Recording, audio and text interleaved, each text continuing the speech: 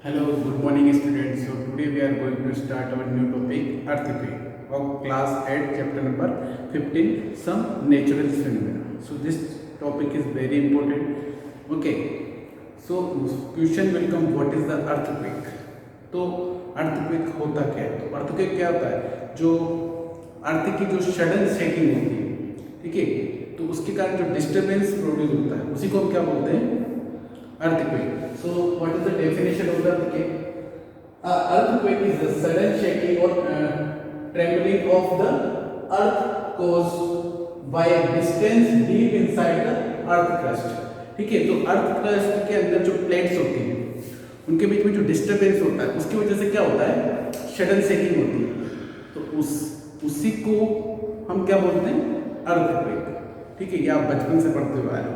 तो अब देखो, जो अर्थक्वेक होता है उसकी वजह से अर्थक्वेक जो होता है वो नॉन प्रेडिक्टिव होता है। ठीक है, हम उसको पहले से प्रेडिक्ट नहीं कर सकते। जैसे कि यदि मैं बात करूँ, जैसे कि हम जैसे वेदर फोरकास्ट कर सकते हैं, जैसे कहीं पे भी जैसे कि थंडर स्टॉर्म वगैरह या तूफान वगैरह आता है तो हम उसको क्या कर सकते हैं? पहले से प्रेडिक्ट कर देते हैं और वहाँ उसके अकॉर्डिंग प्रिकॉशन हम यूज करते हैं। ठीक है, तो उससे जो डिस्ट्रक्शन होता है उससे हम उसको थोड़ा कम कर सकते हैं। बट अर्थक्वेक को हम पहले से प्रेडिक्ट नहीं कर सकते।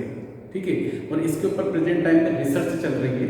सो इससे क्या होता है, जो डिस्ट्रक्शन होता है, जो डैमेज होता है वो बहुत ज़्यादा होता है। इसमें बिल्डिंग्स वगैरह गिर जाती है और बहुत सारे पर्सनस की भी डेथ हो जाती है और बहुत सारे रोड्स वगैरह डिस्ट्रक्ट हो जाते हैं। ठीक है, सो causes large scale damage to life and property। तो इसकी वजह से क्या होता है, मतलब एक लार्ज स्केल पर प्रॉपर्टी और लाइफ डैमेज हो जाती है और कैन नॉट बी प्रेडिक्टेड। हम इसको प्रेडिक्ट नहीं कर सकते। मैंने बोला ना, इसके ऊपर रिसर्च चल रही है। अब देखो, कॉज ऑफ अर्थक्वेक क्यों आता है, मेन चीज ये है हमारी। ठीक है, आप डेफिनेशन तो आप लोअर क्लासेस से पढ़ते हुए आ रहे हो कि अर्थक्वेक क्या होता है, कैसे ही आता है। तो देखो, इस कॉज ऑफ अर्थक्वेक पढ़ने से पहले या इसकी स्टडी करने से पहले हमें क्या पढ़ना पड़ेगा? हमें किसकी स्टडी करनी पड़ेगी? अर्थ लेयर्स की। तो मेनली जो हमारी अर्थ होती है 3 लेयर से मिलकर बनी होती है। फर्स्ट होती है हमारी क्रस्ट, सेकंड मेंटल, थर्ड होती है हमारी कोर। ठीक है, तो ये हमारी अर्थ की स्ट्रक्चर है। तो ये शेडेड जो पोर्शन है, ये कौन सा, ये क्या है हमारा? इसकी जो सरफेस है ये हमारी क्रस्ट। तो जो अर्थ सरफेस से जो टचिंग होती है वो कौन सी सरफेस होती है अर्थ की? ये कौन सी कोर होती है? कौन सी सरफेस होती है? क्रस्ट। ठीक है, और इसी में डिस्टर्बेंस की वजह से जो क्रस्ट होती है डिफरेंट टाइप्स ऑफ लेयर्स या डिफरेंट टाइप्स ऑफ प्लेट से मिलकर बनी होती है। तो उसमें जो डिस्टर्बेंस होता है उसी की वजह से क्या होता है? अर्थक्वेक जनरेट होता है या प्रोड्यूस होता है। तो क्रस्ट, सेकंड होती है मेंटल क्या होता है?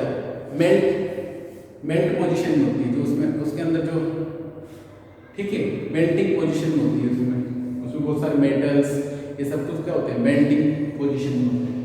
और उसके बाद आता है हमारा कोर, जो सबसे इनर सरफेस होती है अर्थ की। और ये कितने टाइप्स की होती है? 2 टाइप्स की, inner core and outer core. और इनकी जो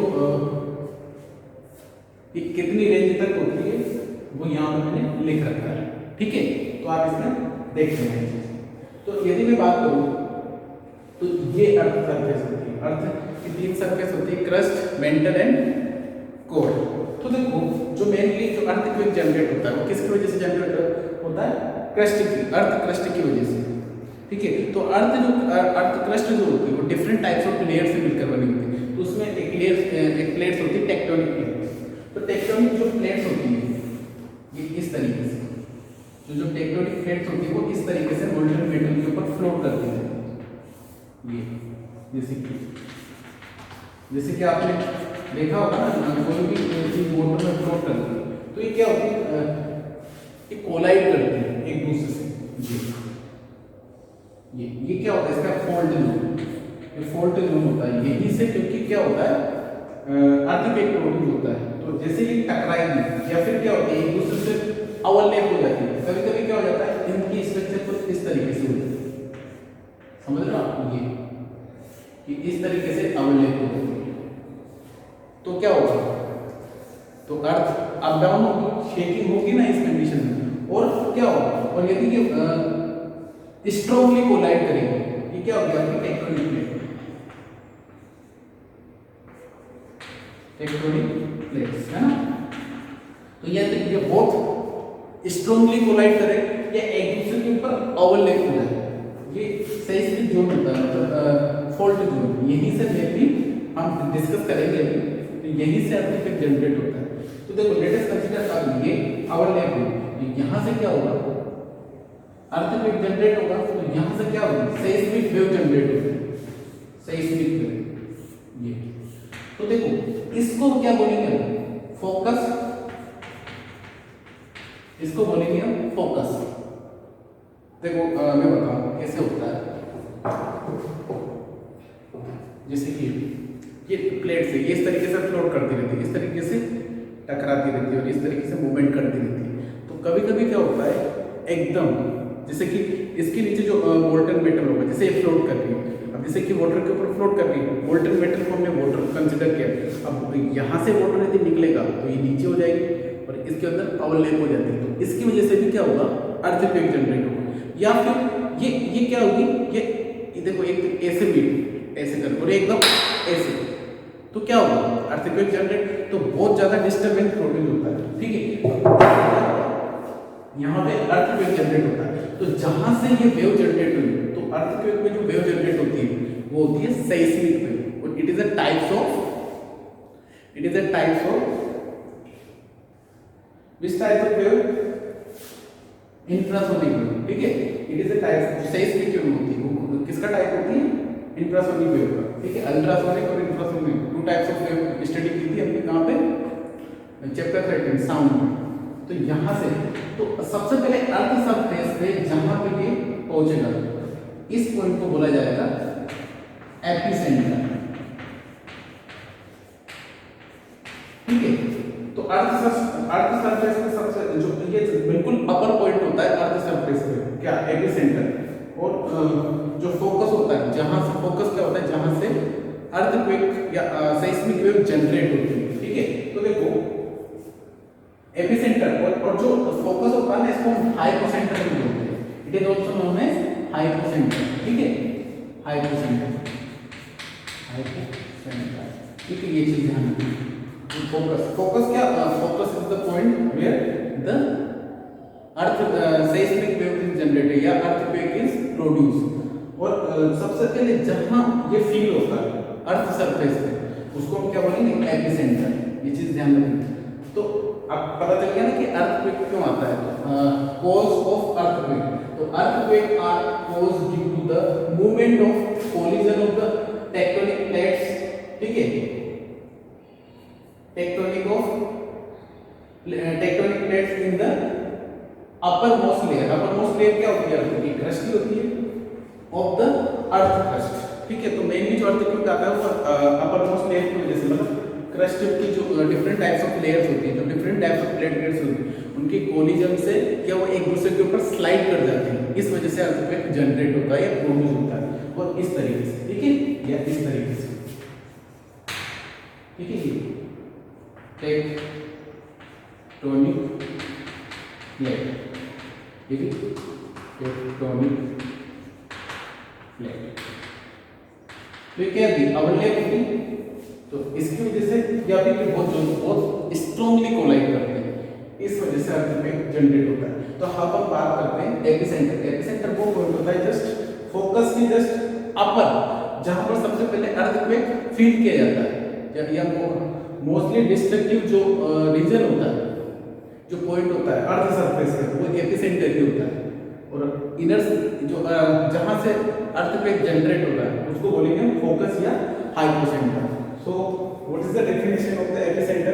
It is the location on the surface of the earth. ये surface of the earth होती है, नीचे कहीं नहीं होती, अर्थ के सरफेस है, ठीक है, surface of the earth directly above where the earthquake start। तो देखो earthquake कहाँ से स्टार्ट होता है, फोकस या हाइपोसेंटर से, तो जस्ट इसके above ये एपिसेंटर होता है, और इसको अपन क्या बोलते हैं, फॉल्ट जोन भी बोलते हैं, ठीक है। और हाइपोसेंटर जहां से अर्थक्वेक जनरेट होता है, it is the location in the earth where earthquake start, जहां से अर्थक्वेक स्टार्ट होगा उसको फोकस या हाइपोसेंटर, और जहां पर सबसे पहले फील होगा अर्थ सरफेस पे अर्थक्वेक उसको बोलेंगे एपिसेंटर। अब देखो यहाँ से ये क्राइटेरिया ये से, तो जितनी ज्यादा यहाँ से डिस्टेंस बढ़ती जाएगी तो जो अर्थक्वेक कम फील होता जाएगा, बट यहाँ पे मैक्सिमम होगा, फिर इससे दूर जाएंगे तो उससे कम, ऐसे रेंज क्या होती है कम होती जाती है अर्थक्वेक की, तो मैक्सिमम यहीं पे होगा। क्लियर, ये चीज ध्यान रखना। और ये चीज ध्यान रखना कि जो अर्थक्वेक होगा, जो मैक्सिमम डिस्ट्रक्टिव जो अर्थक्वेक होगा, देखो अर्थक्वेक को हम रिचर स्केल में मेजर करते हैं और अर्थक्वेक को मेजर किया जाता है सिस्मोग्राफ के थ्रू, ठीक है। तो यदि value of Richter scale more than 7, ठीक है, यदि मोर देन 7 होगी तो डिस्ट्रक्टिव होगा, बहुत ज्यादा डिस्ट्रक्टिव होगा भाई, ये चीज ध्यान रखना। और यदि मैं हमारे इंडिया में, ठीक है, तो 7 से ज्यादा यदि रिचर स्केल की वैल्यू होगी, मैग्नीट्यूड की वैल्यू होगी रिचर स्केल पे मोर देन 7 तो बहुत डिस्ट्रक्टिव होता है। और यदि हमारे इंडिया में, चलो हम पहले फॉल्ट जोन वगैरह के बारे में डिस्कस कर लेते हैं, फिर उसके बारे में हम डिस्कस करेंगे कि इंडिया में कहाँ कहाँ मतलब कौन कौन से फॉल्ट जोन है। क्लियर है ना? So now we are discussing about the seismic या फॉल्ट जोन, ठीक है। तो फॉल्ट जोन वो जोन होता है जहां पर अर्थक्वेक प्रोड्यूस होता है या जहां से सेismic वेव्स जनरेट होती है। तो ऐसा कौन सा प्लेस होता है जहां पर अर्थ क्रस्ट में जहां पर कि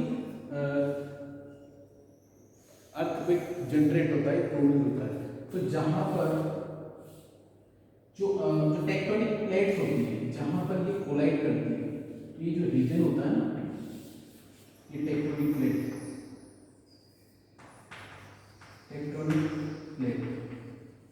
ठीक है, ये भी आपका क्या है टेक्टोनिक प्लेट।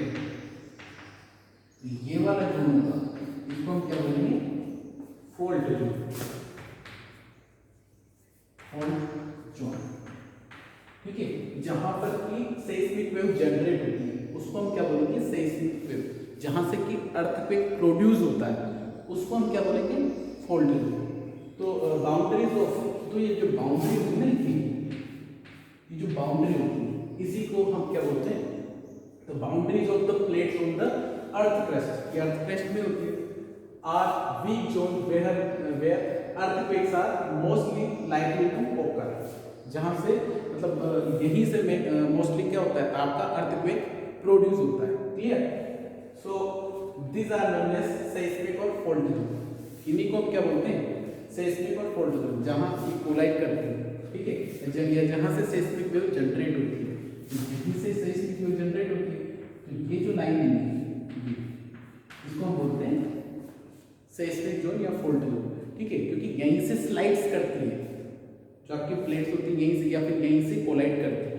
तो यदि हम हमारे इंडिया में यदि सेismic जोन की बात करें, we talk about the seismic zone in India, तो Kashmir, okay, Himachal Pradesh, Uttarakhand, Gujarat, specially for यदि हम पर्टिकुलर प्लेस की बात करें तो कच्छ साइड, मतलब सौराष्ट्र और कच्छ साइड, और राजस्थान, और साउथ में यदि बात करें तो कर्नाटक साउथ में, ठीक है। तो ये मोस्टली जो सेismic या फॉल्ट जोन है इंडिया में, जहां से मोस्टली अर्थक्वेक प्रोड्यूस होता है। तो आई थिंक आप क्लियर हो गए होंगे, जहां से कि अर्थक्वेक या सेismic वेव जनरेट होती है, जहां से मोस्टली अर्थक्वेक प्रोड्यूस होता है, उसको हम क्या बोलते हैं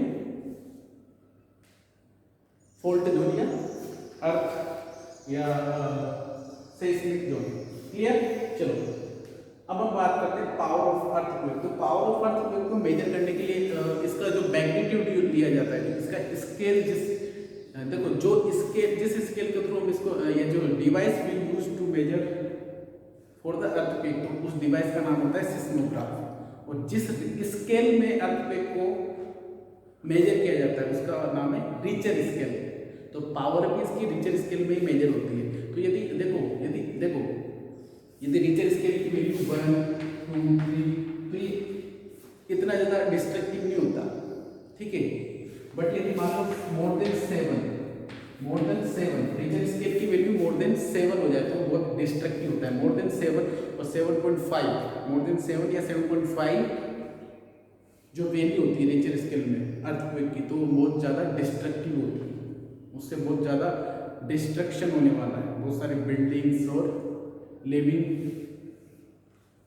लाइफ डिस्ट्रॉय होने वाली है, इतना ज़्यादा डिस्ट्रक्टिव होता है। तो जिसका मैग्नीट्यूड जिस रिचर स्केल पे यदि मैग्नीट्यूड कितना हो मोर देन 7.5 या 7, तो वो बहुत डिस्ट्रक्टिव होता है।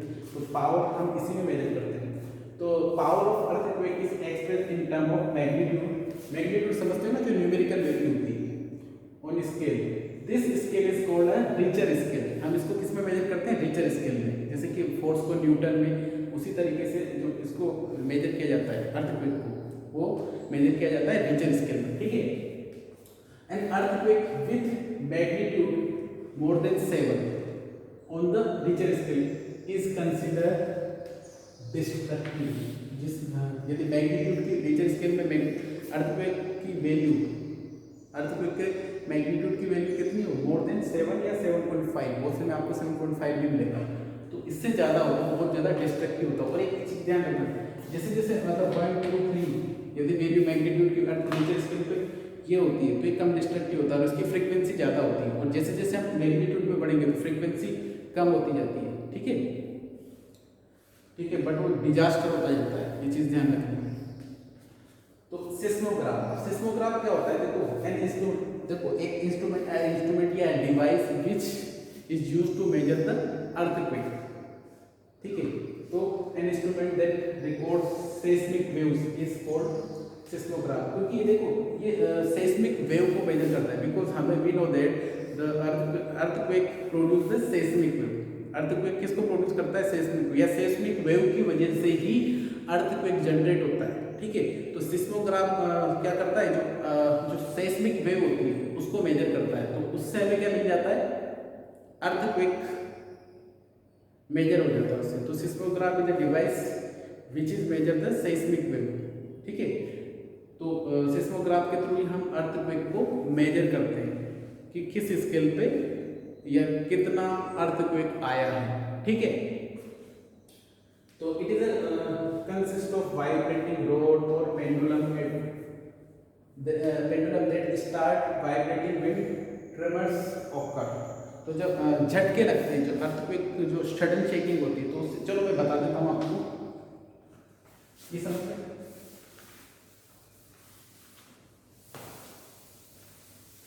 तो देखो सिस्मोग्राफ किस तरीके का होता है।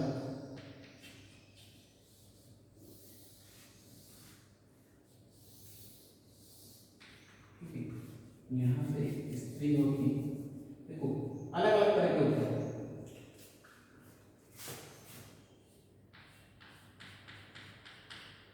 यहाँ पे एक वेट होता है, ये वेट, ठीक है, ये वेट होता है,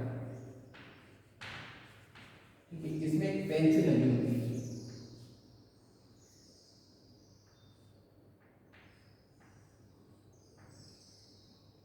ये क्या होता है? आपकी पेंसिल, ठीक है। और यहाँ पे क्या होता है?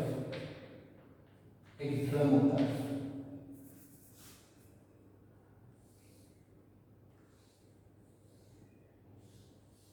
ठीक है। अलग अलग तरह के होते हैं, ठीक है। नॉर्मली होता है कि ये इससे कनेक्टेड होता है, ये फ्री होता है रोटेट करने के लिए। तो जैसे ही क्या होता है, ये आपकी पेंसिल या पेन, ठीक है, और ये आपका ड्रम, ठीक है। तो इसमें क्या होता है? ये इस तरीके से ये नीचे इसके मेजर करता है। ये आपकी स्प्रिंग होती है,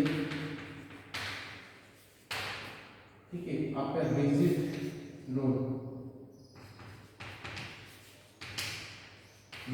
ये रिजिड फ्रेम होता है। तो जैसे अर्थक्वेक आता है तो ये स्प्रिंग क्या होती है? वाइब्रेट करती है, तो इससे ये वेट पे वाइब्रेट करता है, तो इससे ये पेंसिल क्या होती है? इस पे यहाँ पे नीचे स्केल होता है, तो उसमें ये फ्रीक्वेंसी इस तरीके, जैसे फ्रीक्वेंसी आती है ना, इस तरीके से यहाँ पे लाइनिंग हो जाती है। तो उसके थ्रू हम सिस्मोग्राफ में उसमें देख लेते हैं रिचर स्केल पे कि इतना मैग्नीट्यूड आया है इसका, तो उसके थ्रू हम क्या कर लेते हैं, अर्थक्वेक को मेजर कर लेते हैं। देखो समझना कैसे, ये हमारा फ्रेम होता है, ठीक है, ये रिजिड रोड, ठीक है, इसके थ्रू क्या होता है, ये आपकी स्प्रिंग होती है और स्प्रिंग के थ्रू वेट होता है, ठीक है। अब वेट से क्या कनेक्टेड होता है आपका पेंसिल या पेन, और यहाँ पे एक कागज ड्रम होता है जो फ्रीली होता है, ठीक है ना। तो इस पे क्या होता है, तो ये जैसे जैसे अर्थक्वेक आता है तो क्या होता है, ये वाइब्रेट करने लगता है स्प्रिंग के थ्रू, तो क्या होता है यहाँ में ये वेव्स के इस पे ये फ्रीक्वेंसी जनरेट हो जाती है, तो उसको हम क्या करते हैं रिचर स्केल पे यहाँ पे मेजर कर लेते हैं और हमें पता चल जाता है कि रिचर स्केल पे इस अर्थक्वेक की वैल्यू कितनी है। तभी तो जब आपने न्यूज़ चैनल्स और न्यूज़पेपर में देखा होगा कि इतनी इंटेंसिटी रही इसकी, इतना रिचर स्केल का ये रहा अर्थक्वेक, ठीक है ना। तो यही चीज होता है, तो दिस इज द सिस्मोग्राफ। इसको सिस्मोग्राफ क्या बोलते हैं, क्योंकि ये क्या करता है, सेस्मिक वेव को मेजर करता है। सेस्मिक वेव क्या होती है, जो अर्थक्वेक में जो वेव जनरेट होती है उसको क्या बोलते हैं, सेस्मिक वेव, ठीक है।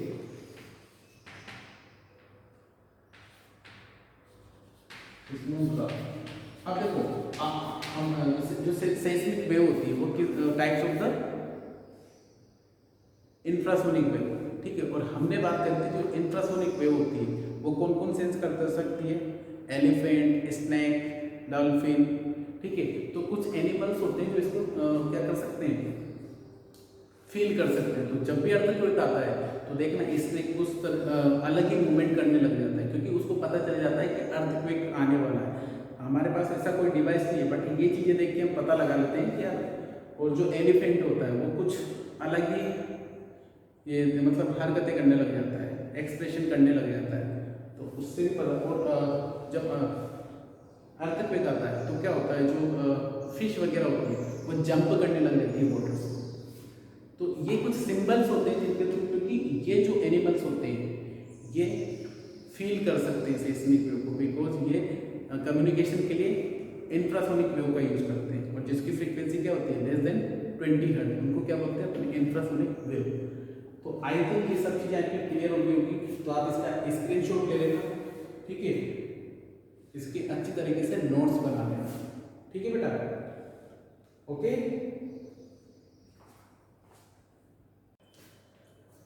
So now we will discussing about the what precaution we use during the earthquake, ठीक है। तो देखो two types of precaution we use during the earthquake, जब हम या तो आउटसाइड द हाउस हो या जब हम इनसाइड द हाउस हो। तो इन दोनों की बात नहीं करके हम फर्स्टली जनरल प्रिकॉशन की बात करते हैं। तो जनरल प्रिकॉशन की यदि मैं बात करूँ तो देखो जनरल प्रिकॉशन, तो जैसे कि यदि बिल्डिंग इन सेस्मिक जोन या फॉल्ट जोन, यदि आपकी बिल्डिंग या कोई भी बिल्डिंग सेस्मिक जोन में है तो जो उसकी तो it should be design according to the earthquake. तो उसकी जो डिजाइन होनी चाहिए ना वो किसके अकॉर्डिंग होनी चाहिए, अर्थक्वेक के अकॉर्डिंग, ठीक है। जो भी फॉल्ट जोन है जैसे कि जापान वगैरह है, तो वहाँ पे देखो क्या होता है, अर्थक्वेक नॉर्मली वहाँ आता रहता है, ठीक है। तो वहाँ पे जो बिल्डिंग डिजाइन होती है वो अकॉर्डिंग टू अर्थक्वेक की होती है, ठीक है। सेकंड जनरल प्रिकॉशन यदि मैं बात करूँ तो जो बिल्डिंग जो बननी चाहिए, जो उसकी रूफ जो होनी चाहिए, it should B light, it should B होनी चाहिए लाइट मटेरियल, जैसे कि मड, वुड, इस तरीके के हमें रूफ के लिए लाइट मटेरियल यूज़ करनी चाहिए, ताकि मान लो गिर भी जाए तो उससे कोई ज़्यादा नुकसान नहीं हो किसी पे, मतलब ठीक है, लाइफ में रहे, ज़्यादा किसी पर्सन को डेथ नहीं हो, ठीक है। और थर्ड कि जब भी अर्थक्वेक आए तो जो बिल्डिंग होनी चाहिए वो क्या होना चाहिए, जो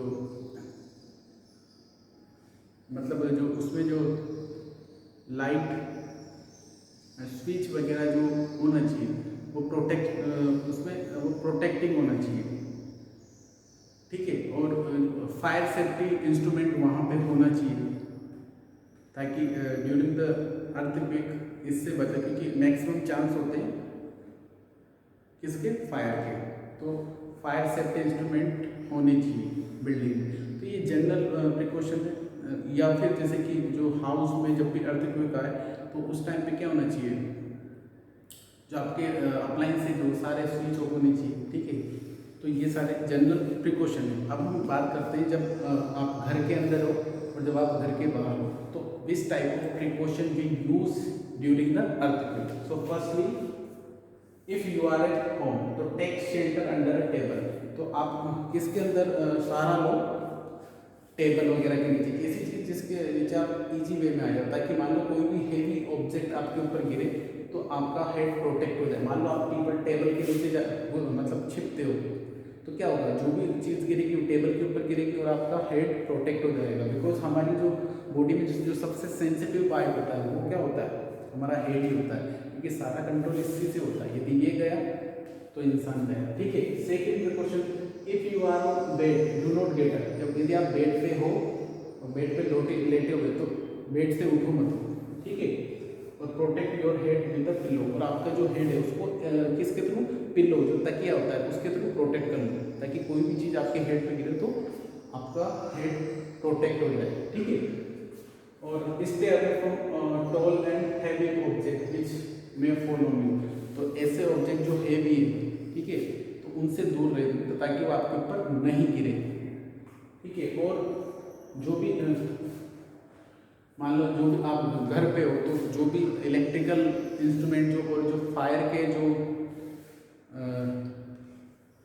सोर्स हो उनको क्या कर दो, आप स्विच ऑफ कर दो, ताकि आग लगने का या फायर होने का या फिर, ठीक है, शॉर्ट सर्किट होने का डर नहीं होगा इससे, ठीक है। और इफ यू आर आउटडोर, जब आप घर से बाहर हो तो which type of precaution we use, ठीक है। तो जैसे लेटेस्ट कंसिडर आप कार वगैरह में जा रहे हो तो अर्थक्वेक के यदि आपको झटके फील हो रहे तो आप क्या कर दो, ड्राइवर से बोल के कार की स्पीड, या ड्राइव कर रहे हो तो कार की स्पीड स्लो कर दो, और तब तक बाहर मत निकलो घर से, मतलब सॉरी कार से, जब तक कि झटके बंद नहीं हो जाए, ठीक है। या फिर फाइंड एन ओपन एरिया, और ओपन एरिया फाइंड करो जो जैसे कि लाइक अ फील्ड, मैदान, प्लेइंग ग्राउंड, जहाँ पे बिल्डिंग दूर दूर हो, ठीक है, ऐसे एरिया, ताकि और वहाँ पे जाके आप क्या करो, लेट जाओ। तो find an open area away from an building, tree and power line and lie on the ground, और वहाँ पे लेट जाओ, वो सबसे सेफ प्लेस होता है, ठीक है। If you are in car और bus, ask the driver to slow down and don't get out till the tremors stop. जहाँ तक कि झटके आपको बंद, मतलब झटके आना बंद नहीं हो जाए वहाँ तक आप कार से बाहर मत निकलिए, ठीक है।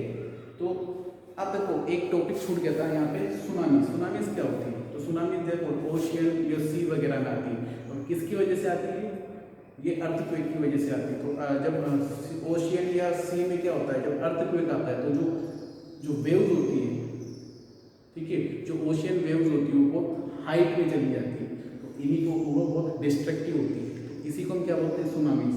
तो a very large wave in the sea which destroy thing when it reaches the land, और ठीक है, and it is often caused by earthquake। और इसके पीछे रीजन क्या होता है, क्या कॉज होता है, अर्थक्वेक। तो अर्थक्वेक ओशियन और सी में जो अर्थक्वेक आता है उसी से ये वेव जनरेट होती है, बहुत ज़्यादा हाइट में होती है और बहुत ज़्यादा डिस्ट्रक्टिव होती है, तो इन्हीं को हम क्या बोलते हैं, सुनामीज। तो आई थिंक ये चैप्टर अब कंप्लीट है। Okay, thank you.